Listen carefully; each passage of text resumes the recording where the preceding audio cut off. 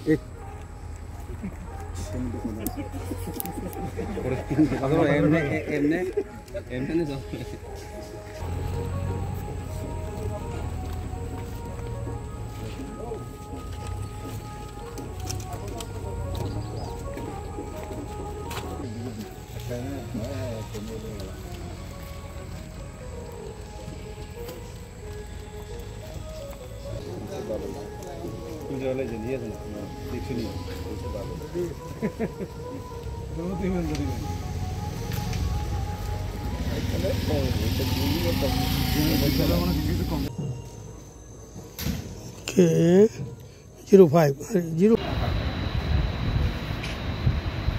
থেকে একটি drug consignment নিয়ে আবার ট্যাবলেট আসছে বাইকে করে।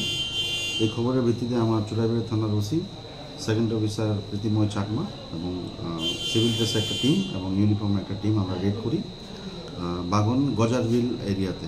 ওইখানে ঠিক 4:30টার দিকে আমরা একটা কেরালা রেজিস্ট্রেশন নাম্বারের একটা বাইক একটা ইন্টারসেপ্ট করি। ওইখানে ওই বাইকের মধ্যে যিনি আরোহী ছিলেন তার নাম ছিল কমরুদ্দিন। ওনাকে আমরা আটক করি। এরপর আমরা ডিসিএম এবং ফরেন্সিক টিমের উপস্থিতিতে ওনার চেকিং হয়। চেকিংয়ের সময় ওনার পজিশন থেকে 8,385টা ইয়াবা ট্যাবলেট আমরা ওনার পজিশন থেকে পাই এবং ফর্মালিটি অনুযায়ী ওই contraband item including Kerala registration number bike দুইটাই আমরা সিজ করি। সিজ করার পর তাকে আমরা থানাতে নিয়ে আসছি। এখন তার বিরুদ্ধে একটি স্পেসিফিক এনডিপিএসের মামলা হবে। কালোবাজারের মূল্য যেটা বলছেন সেটা অনুমান 40 লাখ রুপিস হবে প্রায়। আর প্রাথমিক ধারণা কী হতে পারে স্যার, যে তার পেছনে কোনো রাঘববোধ জড়িত রয়েছে?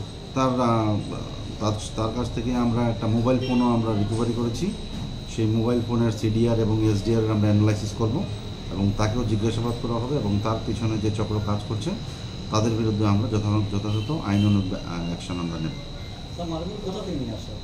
মালগুলি প্রাথমিকভাবে যে বলছে সে ঝেরঝেরি